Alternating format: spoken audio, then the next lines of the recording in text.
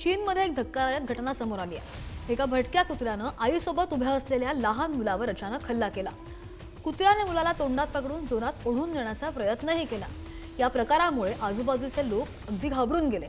मात्र काहींनी प्रसंगावधान राखून तत्काळ मदतीला धाव घेतली। लोकांनी अगदी लाठ्या काठ्यांनी कुत्र्यावर जोरदार हल्ला केला आणि त्यामुळे कुत्रा घाबरला आणि त्याने मुलाला सोडून दिलं। या घटनेमध्ये मुलाला किरकोळ दुखापत झालेली असून त्याच्यावर रुग्णालयामध्ये सध्या प्राथमिक उपचार करण्यात आलेले आहेत आणि या प्रकारामुळे परिसरामध्ये भीतीचं वातावरण सुद्धा निर्माण झालंय।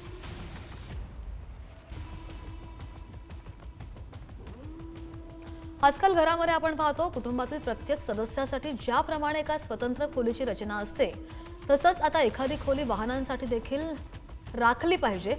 मंडळी, असं म्हणण्याचं कारण सुद्धा काहीसं तसंच आहे, कारण रस्ते तर सोडाच, पण जर घराबाहेरीलच वाहन चोरीला जात असेल तर याशिवाय दुसरा काही पर्यायच नाहीये।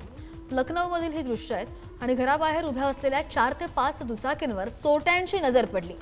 दोघेही चोरटे दुचाकी चोरण्यासाठी निघाले। एकानं दुचाकी सुरू करून दिली आणि पुढे निघाला। तितक्यात दुसऱ्याने लगेच ती दुचाकी बाहेर काढली आणि धूम ठोकली।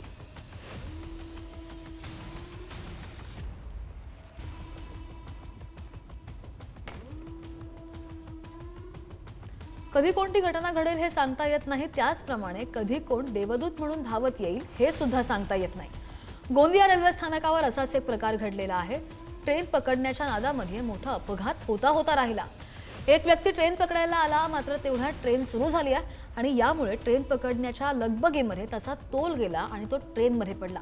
त्याला उठता न आल्यामुळे ट्रेननं वेग घेतल्यावर तो ट्रेनच्या बाहेर पडण्याची शक्यता होती, भीती होती। एवढ्यात एक पोलीस धावत गेले आणि त्या व्यक्तीचा जीव वाचवला।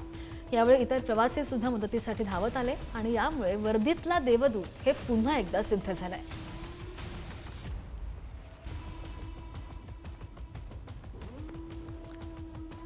कोल्हापूरमधल्या टाकाळामध्ये माळी कॉलनीमध्ये एक हृदयद्रावक अपघाताचा सीसीटीव्ही फुटेज समोर आलाय। एका 4 चाकी वाहनानं गायीच्या छोट्याशा वासराला चिरडलं। या अपघातामध्ये वासरू गंभीर जखमी झालंय। रक्तानं माखलेल्या अवस्थेमध्ये रस्त्यावर तडफडत होता आणि याहून अगदी हृदयद्रावक क्षण म्हणजे जखमी वासराला वाचवण्यासाठी त्याची आई सुद्धा प्रयत्न करताना दिसतेय।